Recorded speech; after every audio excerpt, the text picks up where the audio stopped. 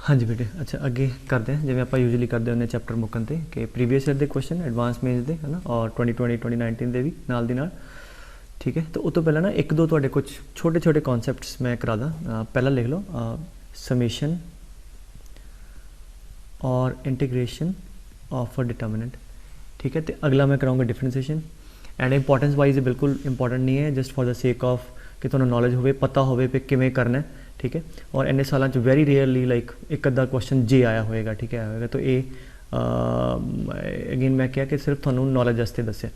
ठीक है, तो ज़्यादा कई बार न्याणे करते यहो जी चीज़ जी डिफरेंट हो बस वो सवाल कढ़ी जाते हैं। सो इंपॉर्टेंट नहीं है, तुहानू सिर्फ कॉन्सैप्ट का पता हो। ठीक है, अच्छा सो जब असीं समेशन करते हैं, अगर तुहानू याद होएगा इत्थे कुछ ना कुछ समेशन का वेरीएबल होंदा, जिवें आर है या आई है वटएवर, और जिहड़ा वेरीएबल इत्थे स्टार्ट करता है किसी तो एंड करता है ना, इनू असीं कहने समेशन का वेरीएबल।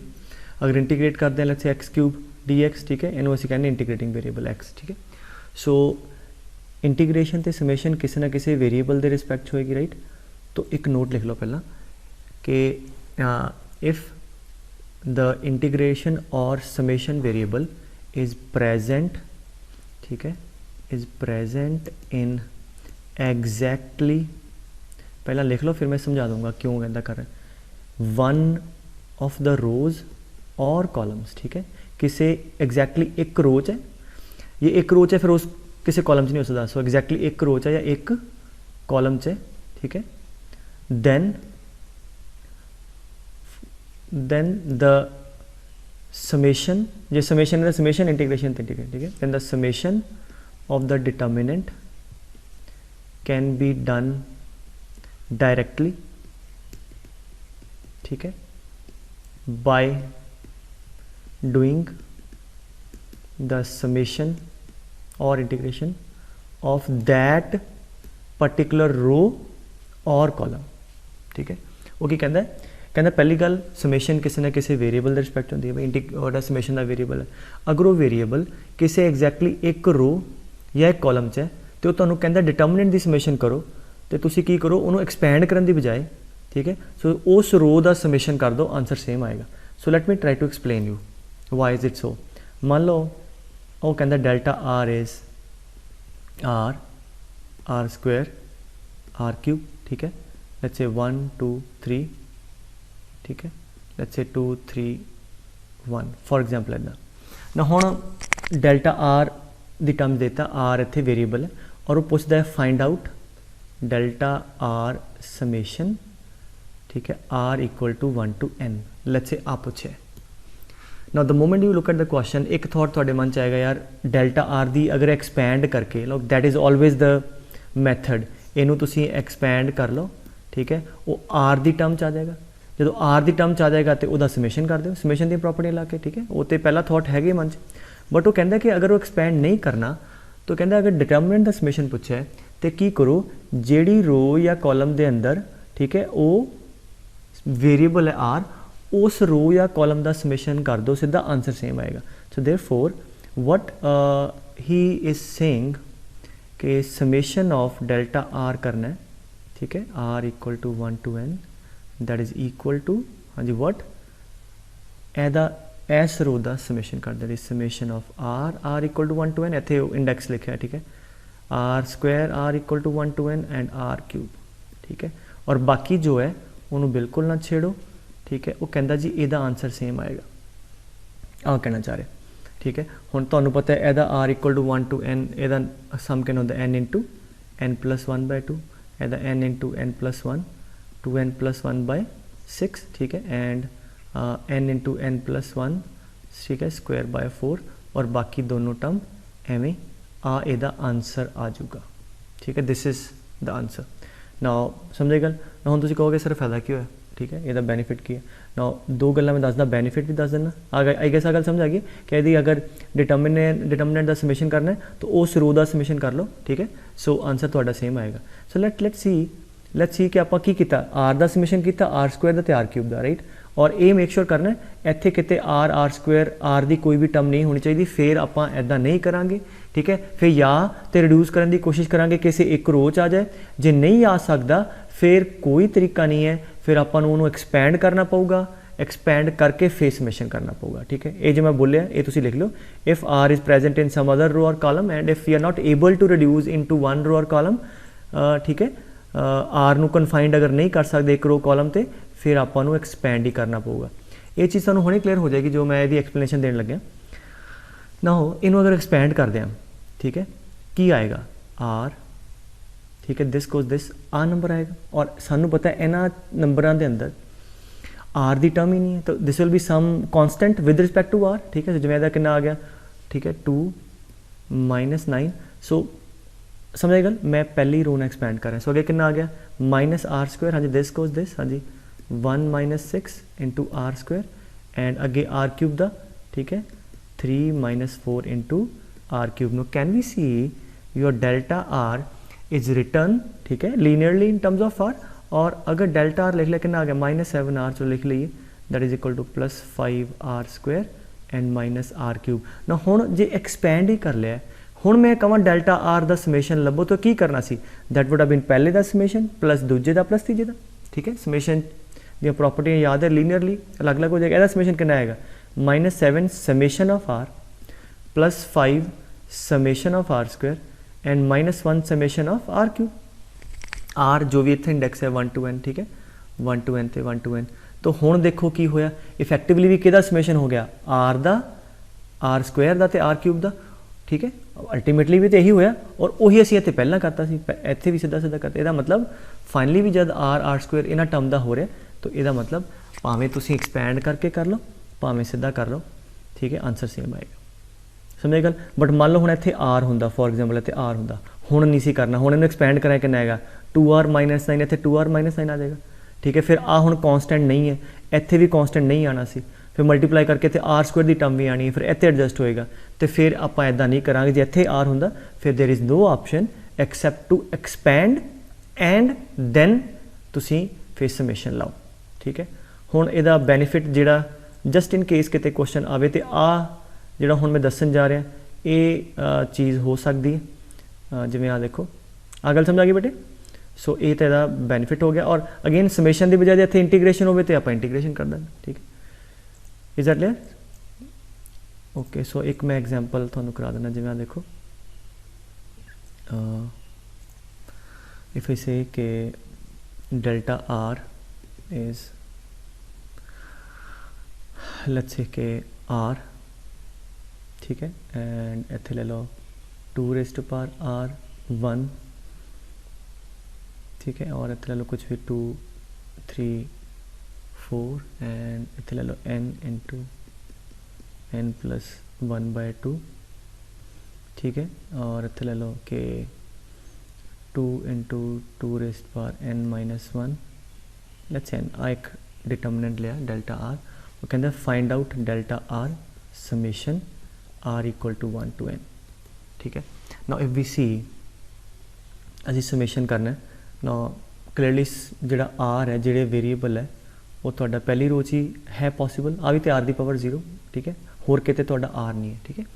सो इसदा मतलब हो गया कि इसदा समेशन जिहड़ा होएगा r equal to 1 to n, that is the summation of the first row, ठीक है, r equal to 1 to n, समझे गल।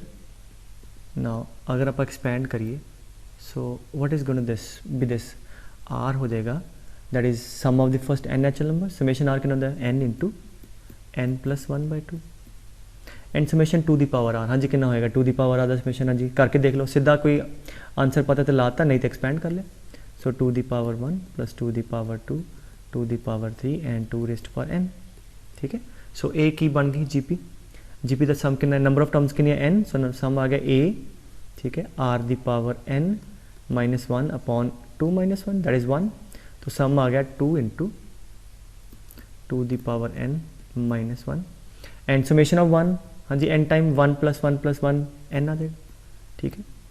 आ थोड़ी पहली रो दा तुसी समेशन कर लिया which is nothing but the determinant दा समेशन, ठीक है। हुण की होया आ ते आ गया, हुण बाकी ते एवं रहेगा 2 3 4 and now you guess it right कि क्योंकि पहली ते 0 सेम है, देयरफॉर हाँ जी डिटर्मिनेंट दी वैल्यू 0 आ जाएगी, ठीक है, बिकॉज आ रो ते आ रो सेम है, therefore this is equal to 0 नहीं तो की करना पैना सी हुण तुसीं जे एक्सपैंड करके इनू करदे सोच के वेखो तो देखो कितना खलारा वधना सी आदे नाल आ multiply and so on so many terms so ये एक जो बेनीफिट मैनूं नज़र आंदा कि ये हो सकता कि तुसीं कोई कॉलम दो सेम आ जाने तो पुछ लै ठीक है अदरवाइज जिद्दां मैं कहा कि there is no use of this just for the sake of you should know that तो इदां एक आ ले लो कि मैं कहां x let's say 1 x square 2 3 4 समझे गल बेटे एंड 1 1 2 मान लो यहो जिहा कुछ आंदा वो कहंदा डेल्टा एक्स है find out integration of delta x from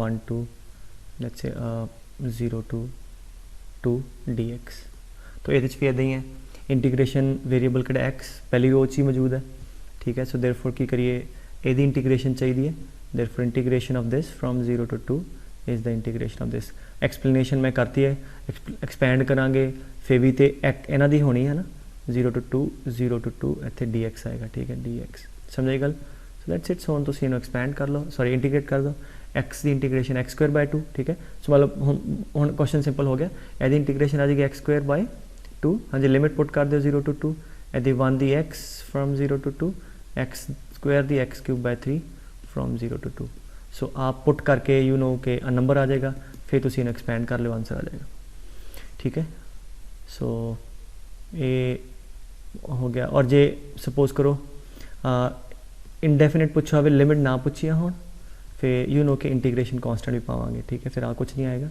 then x दी term plus integration constant C third लिख लो समेशन हो गया इंटीग्रेशन डिफरेंशिएशन लिख लो डिफरेंशिएशन ऑफ डिटर्मिनेंट ये पहला था फॉर्मूला लिख लो कहता if delta x is let's say A B C ठीक है D E F G H and I इत्थे की है ए बी सी ए तो लैके आई तक सारे they all can be the function of x ठीक है where all these a b c's et cetera are the function of x ठीक है इन्हां च एक्स सारे हो सकता है वो की सीगा किसी एक रो च होवे या किसी एक कॉलम ता ही होएगा एच की है कि किते भी हो सकता है ठीक है सो फिर कहता delta dash x is equal to ठीक है 3 डिटर्मिनेंट ठीक है delta dash x is equal to अच्छा पहली रो दी डिफरेंशिएशन डैश का मतलब डिफरेंशिएशन ठीक है दूजा तीजा सेम तुसी कॉलम च भी कर सकते हो आंसर सेम आएगा ठीक है फिर दूजी रो दी डिफरेंशिएशन ठीक है पहली तीजी सेम ठीक है एदी फिर तीजी रो दी डिफरेंशिएशन आई डैश एंड पहला दूजा same so that is the formula ठीक है अगर आपां डिफरेंशिएशन करनी है दी तो first row the derivative second third same second दी डिफरेंशिएशन फर्स्ट थर्ड सेम और थर्ड दी differentiation first second same so जो मैं रो वाइज किया you want to do it column wise तो कॉलम वाइज भी कर सकते हो ठीक है तो समझ गल फॉर्मूला यदा फॉर्मूला हो गया तो यदा यूज़ मैं दस दिना जिदा फॉर एग्जांपल मैं कहा कि let's say x 1 x square ठीक है एंड अच्छा तो एक्स क्यूब कर लो ठीक है this is delta X and let's say 3x square 1 2x and 6x 0 and 2 ठीक है वो कहना this is delta then find out d by dx of this delta x ठीक है इस function the differentiation now again one option is always open because ये तो question ही बड़ा छोटा जिहा है तो इन्हों तो तुसी एक्सपैंड करके कर लोगे एक x का फंक्शन आ जाएगा ठीक है तो उन्होंने डिफरेंशिएट कर लोगे but for the sake of illustration के तुहानूं समझा दा भी अगर डिटर्मिनेंट दे नाल ही करना है तो की करांगे so then delta dash x हाँ जी की करांगे 3 डिटर्मिनेंट ठीक है हाँ जी पहले दी डिफरेंशिएशन कितना आएगा 3x स्क्वायर 1 and 2x दूजा तीजा सेम जो भी है ठीक है 3x स्क्वायर 1 2x ठीक है 6x 0 2 क्लियर है ऐसे फिर दूजे दी डिफरेंशिएशन पहला तीजा same so x cube x and x square 6x 0 2 है ना, एदी डिफरेंसीएशन 6x 1 दी 0 एदी 2, फिर तीजे दी डिफरेंसीएशन 6 0 दी 0, ठीक है, 2 दी भी 0, पहला तीजा same x cube x square 3x square 1 and 2x, ठीक है। आ तो तुसी फॉर्मूला लाता, ठीक है। हुण आ देखो पहली ते दूजी रो सेम है, आ 0 हो जाएगा, ये दूजी ते तीजी रो सेम है, आ 0 हो गया, ठीक है। ये हुण आई गेस तीसरी दे लॉन्ग एक्सपैंड कर लो, so plus minus plus, so कितना आ गया डेल्टा डैश, डैश में डिफरेंशिएशन 6 टाइम्स, ठीक है, this goes this, so 2x square minus x square, so that is equal to 6x square, ठीक है। सो ये तुहाडे कोल डिफरेंशिएशन आ गई ना, यू गाइस कैन ट्राई इनू तुसी एक्सपैंड करो, ठीक है, और एक्सपैंड करके delta x as a function of x कर लो, दैन यू डिफरेंशिएट, आंसर तुहाडा सेम आएगा, ठीक है। तो आ समझाई गल बेटे। चलो एक क्वेश्चन होर ले लो कि कहता f(x) इज़ अ क्वाड्रेटिक, ठीक है, एक क्वाड्रेटिक फंक्शन है, तो समझे गल, तो वो कहता है कि then find out if delta is equal to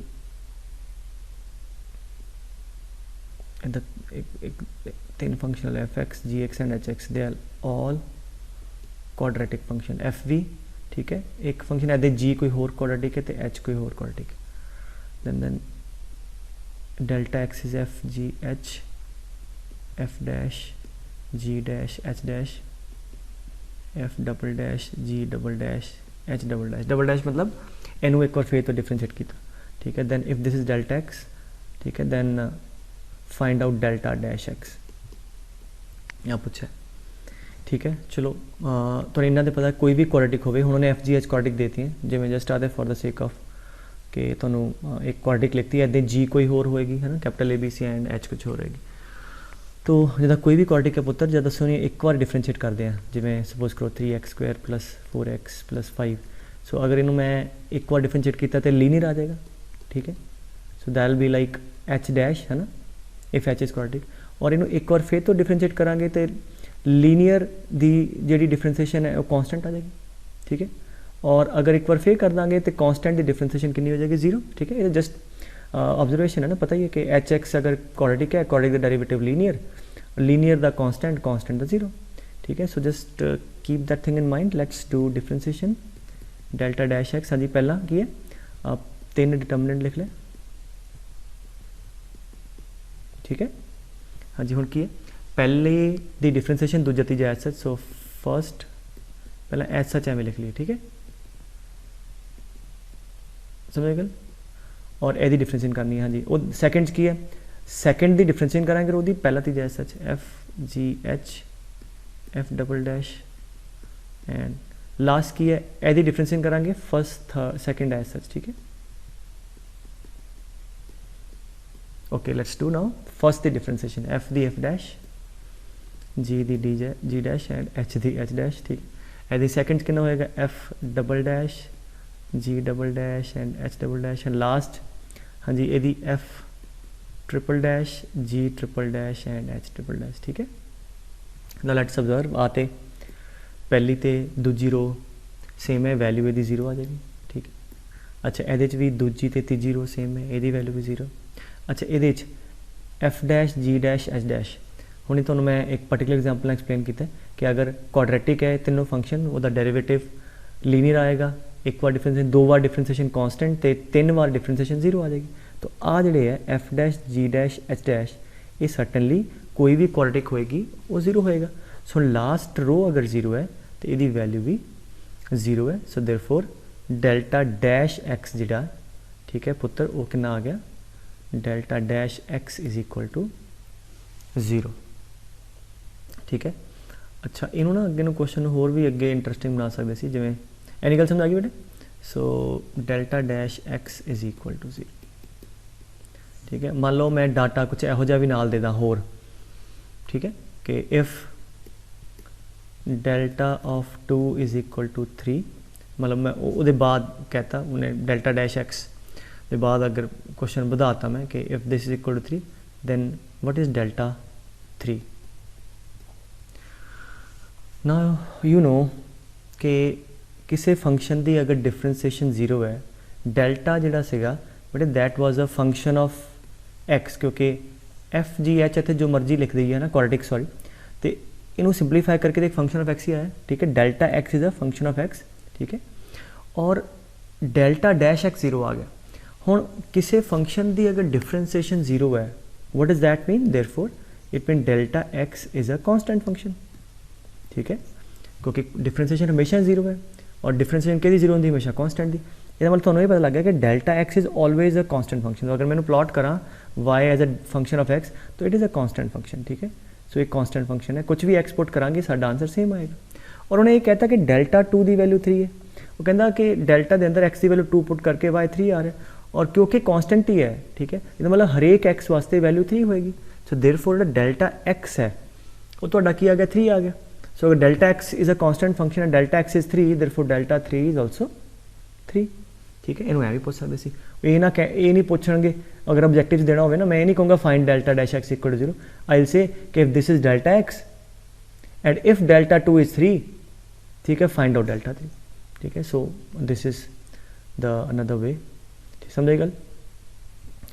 तो आई होप इन्ना क्लियर है। सो ये सी कुछ, अगेन मैं पहला फिर कहता कि समेशन डिफरेंशिएशन इंटीग्रेशन है मतलब पता हो बस, बाकी ज़्यादा ये दिमाग लाने की लोड़ नहीं, ओके, ठीक है।